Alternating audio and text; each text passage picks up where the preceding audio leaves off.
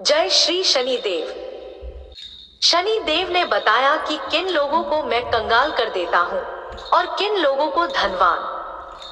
प्रिय श्रोताओं, आज की कहानी बड़ी ही महत्वपूर्ण और रोचक है। आप इस वीडियो को पूरा जरूर सुनना। कहते हैं, स्वर्ग लोक में एक बार शनिदेव और माता लक्ष्मी में बहस छिड़ गई थी। लक्ष्मी जी बोली मैं बड़ी हूँ और शनिदेव बोले मैं श्रेष्ठ हूँ। दोनों के बीच जब निर्णय नहीं हो पाया कि दोनों में श्रेष्ठ कौन है, तो उन्होंने धरती लोक पर किसी ईमानदार राजा से अपना फैसला कराने का निश्चय किया।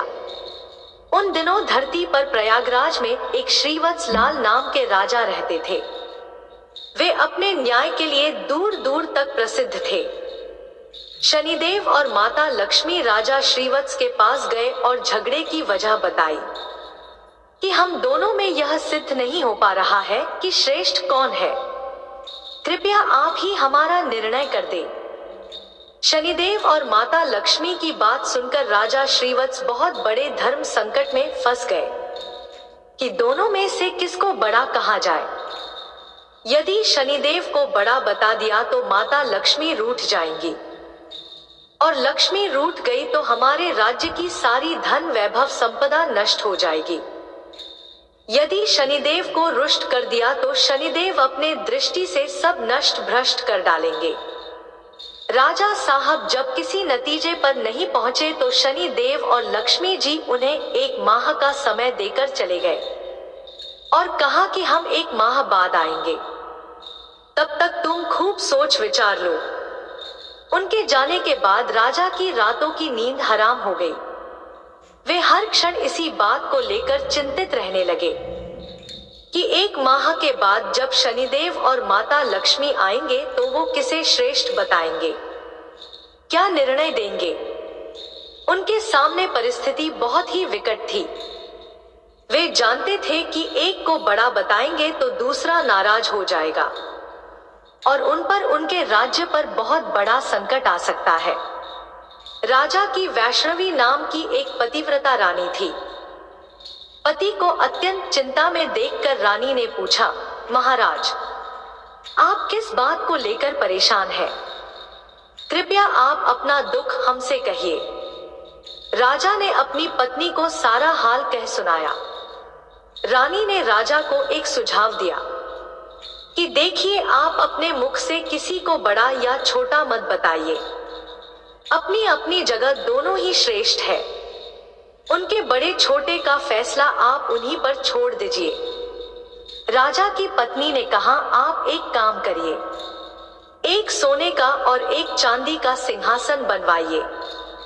दोनों का आसन अपने सिंहासन के दाईं और बाईं ओर रखवा दीजिए।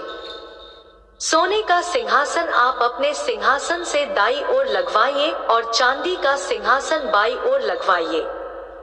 1 माह बाद जब शनिदेव और माता लक्ष्मी आएंगे तो लक्ष्मी जी आपके दाईं ओर का आसन ग्रहण करेंगी, क्योंकि वे माता स्वरूप है, और शनिदेव आपके बाईं ओर वाले आसन पर बैठ जाएंगे। जब वे पूछे तो आप उनको किसी भी प्रश्न का उत्तर मत दीजिएगा। जब वे बहुत पूछे तो उनसे कह दीजिएगा कि आप लोगों ने अपनी श्रेष्ठता का फैसला स्वयं ही कर लिया। मैं क्या जवाब दूं? रानी वैष्णवी की बात राजा को सही लगी। इधर 1 महीने के बाद जब लक्ष्मी जी और शनिदेव राजा के दरबार में पधारे तो वही हुआ जैसा रानी ने बताया था। माता लक्ष्मी तो सोने के सिंहासन पर विराजमान हो गई और शनिदेव चांदी के सिंहासन पर। जब उन्होंने अपने श्रेष्ठ होने को लेकर राजा से निर्णय मांगा तो राजा ने कहा कि आप दोनों ने स्वयं ही अपने बड़े छोटे होने का फैसला कर लिया है, इसमें मैं क्या कह सकता हूँ। यह सुनकर भगवान शनिदेव खिन्न होकर चले गए। माता लक्ष्मी ने राजा से कहा कि पुत्र, शनिदेव तुमसे रुष्ट हो गए हैं और उनके प्रकोप के कारण तुम पर बहुत बड़ा संकट आ सकता है, परंतु तुम चिंता ना करो, मैं तुम्हारे साथ हूँ। शनिदेव ने राजा पर ऐसा प्रकोप बरसाया कि उनके राज्य में भयंकर अकाल पड़ गया। लोग भूख से मरने लगे। नर नारी जीव जंतु सब उनके राज्य को छोड़कर दूसरे राज्यों में चले गए। राजा से अपने राज्य की ऐसी दशा नहीं देखी गई। 1 वर्ष के बाद उन्होंने अपने राज्य को छोड़ने का फैसला किया। अब वे अपनी पत्नी वैष्णवी को साथ लेकर घर से निकल पड़े। एक पोटली में उन्होंने हीरे जवाहरात तथा कुछ जेवर आभूषण बांध लिए। सोचा जहां रहेंगे वहां विपत्ति में यह बहुत काम आएंगे। इन्हें बेचकर हम अपना गुजारा कर लेंगे। राजा रानी घर से निकले ही थे कि उसी समय भयंकर आंधी तूफान आ गया। चारों तरफ अंधकार छा गया। वे उस अंधेरे के कारण रास्ता भटक गए। समझ में नहीं आ रहा था कि कहां जाए। तभी माता लक्ष्मी एक छोटी सी कन्या का रूप धर कर आती है और लालटेन की सहायता से उन्हें एक नदी के किनारे पहुंचा देती है। नदी पर छोड़कर माता लक्ष्मी वहां से चली गई। अब उनके आगे समस्या यह थी कि नदी को पार कैसे किया जाए। उसी समय शनिदेव एक नाविक का रूप बनकर नाव लेकर उसी किनारे पर जा पहुंचे जहां राजा रानी खड़े थे। राजा ने नाविक से नदी के उस पार जाने का आग्रह किया। नाविक ने कहा कि देखो भाई, हम तुम्हें उस पार पहुंचा तो देंगे, परंतु हमारी नाव बहुत कमजोर है। इसमें एक बार में एक ही व्यक्ति बैठ सकता है। राजा ने कहा चलो एक एक करके ही उतार दो। अब पहले तो नाविक रानी को उस पार पहुंचा आया, फिर राजा को ले गया। तीसरी बार में उस नाविक ने राजा की धन की पोटली रख ली, लेकिन वह नाविक तो स्वयं शनिदेव थे, इसलिए वह धन की पोटली लेकर नदी के बीचों बीच से गायब हो गए। अब तो उनके पास जो धन था वो भी नहीं रहा। भोजन का संकट खड़ा हो गया। भगवान की इच्छा समझकर वो वहां से आगे को चल दिए। चलते चलते वो एक गांव में पहुंचे। उस गांव के लोग जंगल से लकड़ी काटकर उन्हें बेचते थे। राजा भी अपनी रानी के साथ उसी गांव में रहने लगा और लकड़ी बेचकर अपना गुजारा करने लगा। लक्ष्मी जी की कृपा से उसे जंगल में चंदन का बाग मिल गया। राजा ने चंदन की लकड़ियों को बेच बेचकर काफी पैसा कमा लिया। अब तो उसका जीवन बड़े सुखपूर्वक बीतने लगा था। राजा और रानी को सुख चैन में देखकर शनिदेव ने एक और नई चाल चल दी। एक सौदागर था जो उस गांव से चंदन की लकड़ी भरकर दूसरे राज्यों में ले जाया करता था। आज उसका जहाज उस नदी के किनारे पर ही फंस गया था। उसने जहाज को चलाने का बहुत प्रयास किया, पर जहाज टस से मस नहीं हुआ। सौदागर के समझ में नहीं आ रहा था कि वो क्या करे। तभी शनिदेव एक ब्राह्मण का रूप धारण कर उस सौदागर के पास आए और बोले, सौदागर, तेरे जहाज को कोई नहीं चला सकता, लेकिन एक उपाय है। यदि कोई पतिव्रता स्त्री तेरे जहाज में हाथ लगा दे तो तेरी नाव चलने लगेगी। सौदागर ने वैसा ही किया। पूरे गांव की स्त्रियों को बुलाया। सबने जहाज को छुआ, पर जहाज फिर भी नहीं चला। किसी ने बताया कि गांव में अभी एक स्त्री बाकी रह गई है जो यहाँ नहीं आई है। सौदागर स्वयं चलकर उसके घर गया। वो स्त्री कोई और नहीं, रानी वैष्णवी थी। सौदागर ने जब रानी के पास निमंत्रण भेजा तो रानी ने वहां जाने से इनकार कर दिया और कहा कि इस समय मेरे पति जंगल में लकड़ी काटने गए हैं, मैं तुम्हारे जहाज के पास नहीं जा सकती। सौदागर के आदमी ने वापस जाकर उसकी सारी बात बता दी। सौदागर समझ गया कि यही औरत पतिव्रता है और यही उसके जहाज को निकाल सकती है। वह शाम को फिर उसके घर गया। उस समय राजा घर पर ही थे और इसीलिए उसने निमंत्रण स्वीकार कर लिया। जब राजा ने रानी से कहा कि वे जहाज को छू दे जिससे कि वह निकल सके, तो रानी ने अपने पति के कहने पर जहाज को छू दिया और जहाज हिलने लगा। यह देखकर सौदागर के मन में पाप जागा। कि क्यों ना मैं इसको अपने साथ ले चलूं। यह स्त्री बहुत सुंदर भी है, और यदि कहीं जहाज फिर से फंस गया तो इससे छूने को बोल दूंगा और नाव निकलवा लूंगा। यह सोचते ही उसने वैष्णवी को अपने साथ खींच लिया और जहाज लेकर चल दिया। श्रीवत्स चिल्लाता रह गया, परंतु उस समय तक जहाज काफी दूर जा चुका था। रानी अत्यंत रूपवती थी। उसको देखकर सौदागर के मन में पाप आ गया। वह उसको अपनी पत्नी बनाने की इच्छा करने लगा। रानी ने सौदागर की छेड़छाड़ से तंग आकर सूर्य देवता से प्रार्थना की कि उसको अपनी रक्षा करने के लिए कोढ़ दे दे। उसकी प्रार्थना भगवान सूर्य ने सुन ली। उसी समय रानी के शरीर से कोढ़ फूट गया। वो एकदम से कुरूप हो गई।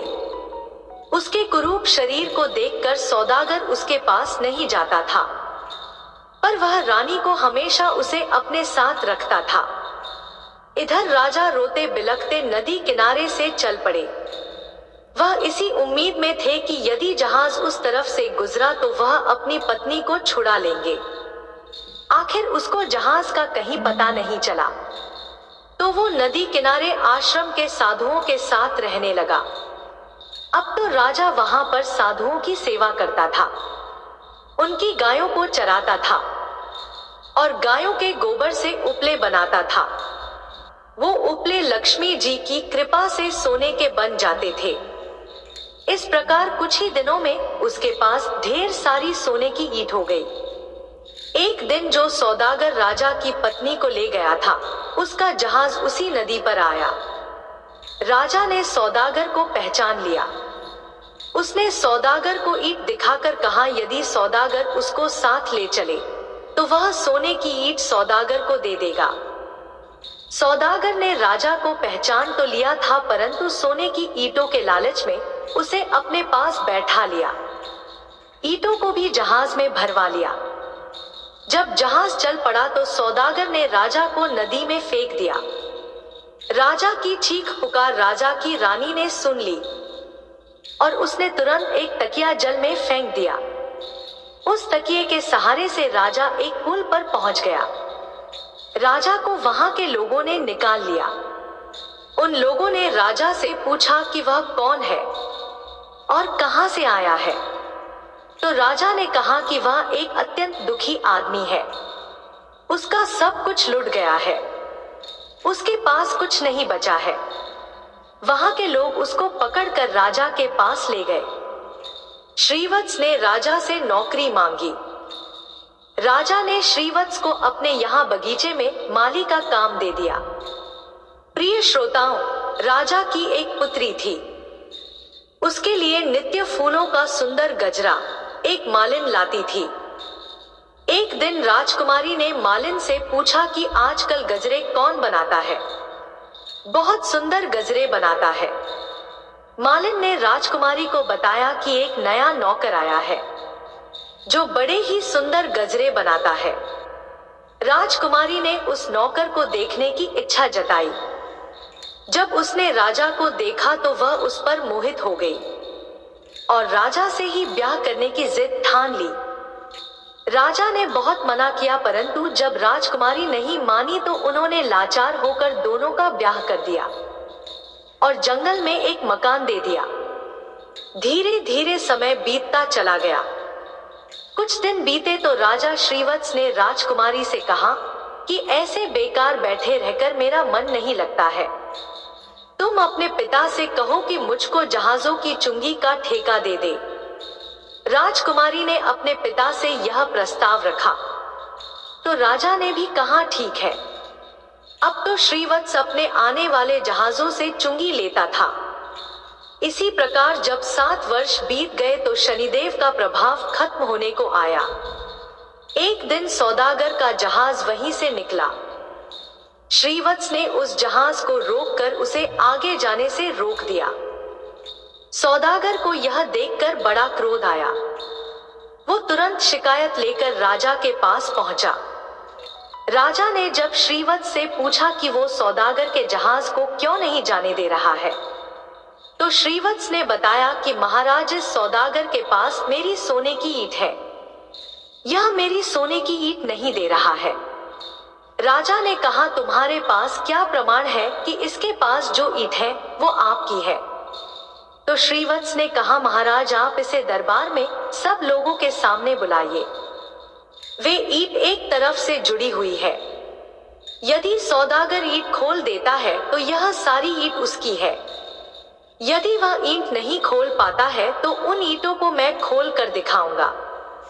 वह ईंटों को दरबार में लाया और सौदागर से कहा गया कि यदि यह तुम्हारी सोने की ईंट है तो तुम इन्हें खोल दो, और यदि तुम नहीं खोल पाते हो तो वो ईंट तुमसे ले ली जाएंगी। सौदागर शाम तक उन ईंटों को खोलने का प्रयास करता रहा, परंतु उससे एक भी ईंट नहीं खुली। अंत में जब शाम हो गई तो राजा के दामाद श्रीवत्स की बारी आई और उन्होंने चंद मिनटों में ही उन ईंटों को खोल दिया। तब राजा ने पूछा कि वह कौन है? तो श्रीवत्स ने पूरी कहानी बताई और बताया कि मेरी पत्नी वैष्णवी को इस सौदागर ने छीन लिया है। कृपया मुझे मेरी रानी दिलवा दीजिए। राजा ने सौदागर से कहकर तुरंत वैष्णवी को पालकी में बुलवाया और सौदागर को पकड़कर कड़ी सजा दी। वैष्णवी ने पुनः सूर्य भगवान से प्रार्थना की कि वो मेरे रूप को फिर से पहले वाला कर दे। भगवान सूर्य देवता की कृपा से रानी फिर से सुंदर हो गई। राजा ने आदर पूर्वक श्रीवत्स को खूब सारा धन देकर विदा कर दिया। साथ में अपनी बेटी को और वैष्णवी को भी उसने अपनी बेटी मान लिया और खूब धन दौलत देकर राजा को प्रेम पूर्वक विदा कर दिया। राजा पुनः अपने राज्य में लौट आया और फिर से राज सिंहासन पर सवार हुआ। एक दिन शनिदेव ने प्रकट होकर के राजा श्रीवत्स से कहा, राजन, हम दोनों की स्पर्धा तो एक बहाना था। हम आपके सत्य की परीक्षा ले रहे थे। अब मैं तुम्हें बता रहा हूं कि कौन से लोग नाश को प्राप्त नहीं होते हैं। विपत्ति में भी जो अपने धर्म को और सत्य को ना त्यागे, उसका कभी नाश नहीं होता, अपितु देवता लोग भी उसकी सहायता करते हैं। गरीबी आने पर भी जो अन्याय का मार्ग ना चुने, पाप का धन ना खाए, वह देवताओं का सदा कृपा पात्र रहता है। मैं उसका कभी बुरा नहीं करता, अपितु उस पर लक्ष्मी की कृपा सदैव बनी रहती है। धन संपदा पाकर भी जो अभिमान ना करे, जो किसी को अपमानित नहीं करता है, मैं कभी उसका बुरा नहीं करता, अपितु उसकी सहायता ही करता हूँ। मेरी कृपा से लोग पल मात्र में धनवान बन जाते हैं और मेरे प्रकोप से पल मात्र में कंगाल हो जाते हैं। राजन, जाओ, मेरे वरदान से तुम्हारा राज्य फिर से संपन्न हो जाएगा, धन दौलत से संपन्न हो जाएगा, तुम्हारी प्रजा खुशहाल हो जाएगी और कभी दुख दरिद्रता तुम पर नहीं आएगी। राजा को वरदान देकर शनिदेव और माता लक्ष्मी वहां से चले गए। जय माता लक्ष्मी, जय श्री शनिदेव। दोस्तों, आपको ये कथा कैसी लगी कृपया कमेंट कर ज़रूर बताएं। वीडियो पसंद आया हो तो लाइक करें और अपने दोस्तों के साथ शेयर करें। ऐसी ही और भी बहुत सारी कहानियों को सुनने के लिए चैनल को सब्सक्राइब ज़रूर करें।